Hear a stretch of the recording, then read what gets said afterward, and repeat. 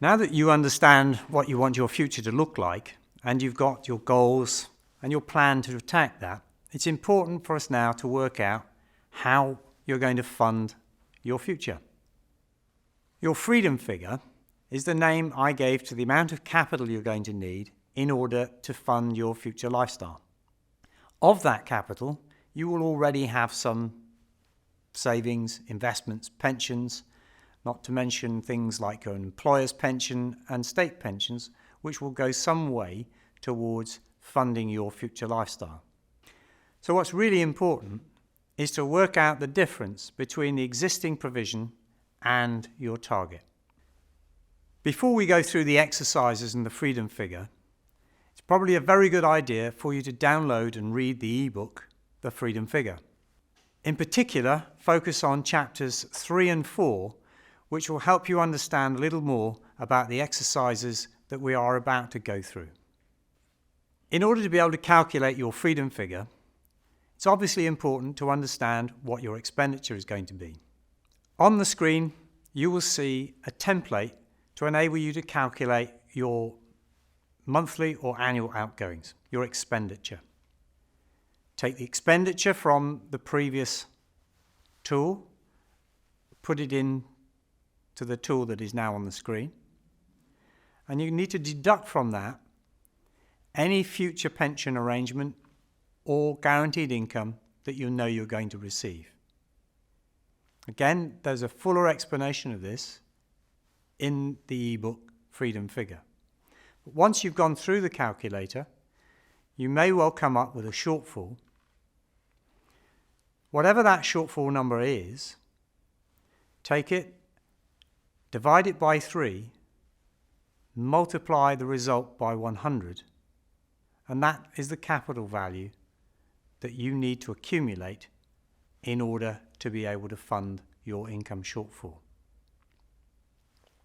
Using the example of 3%, as this is the yield that you can safely expect to generate across a range of assets from cash, bonds, property, and stocks and shares.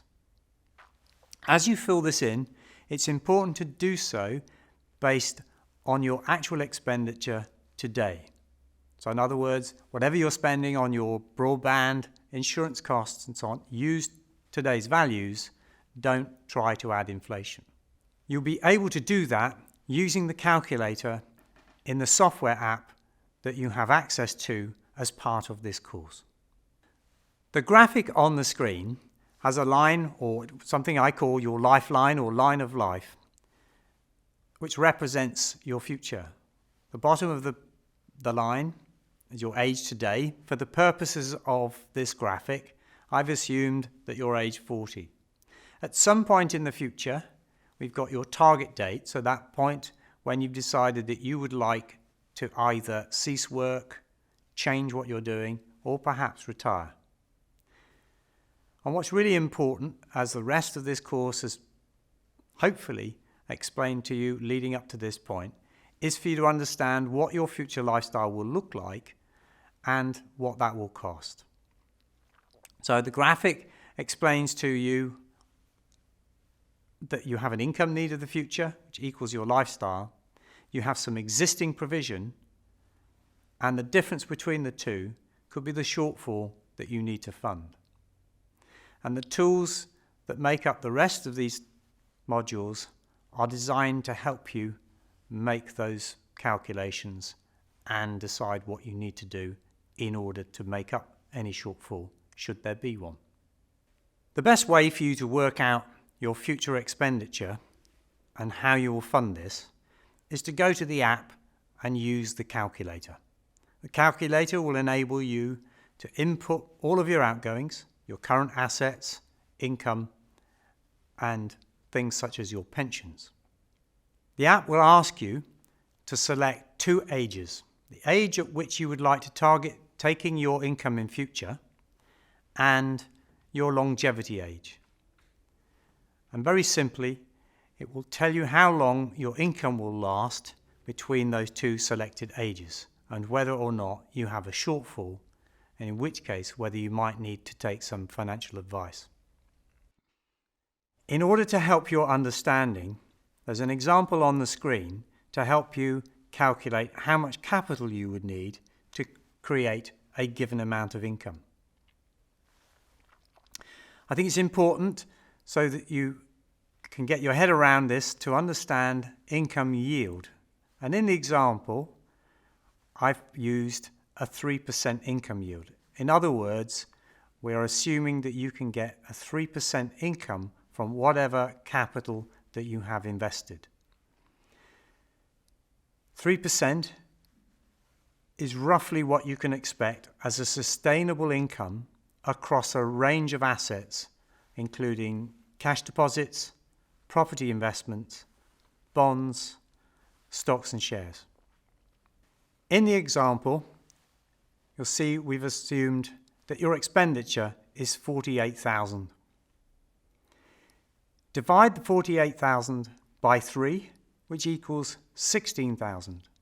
You then multiply the result by 100, which gets you to the answer of 1.6 million.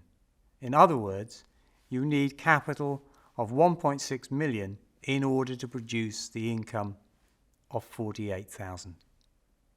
The value of the Freedom Figure book is it explains to you and gives you a broad outline of how essential it is to understand the financial aspects of the plans and planning that you've gone through already in this course.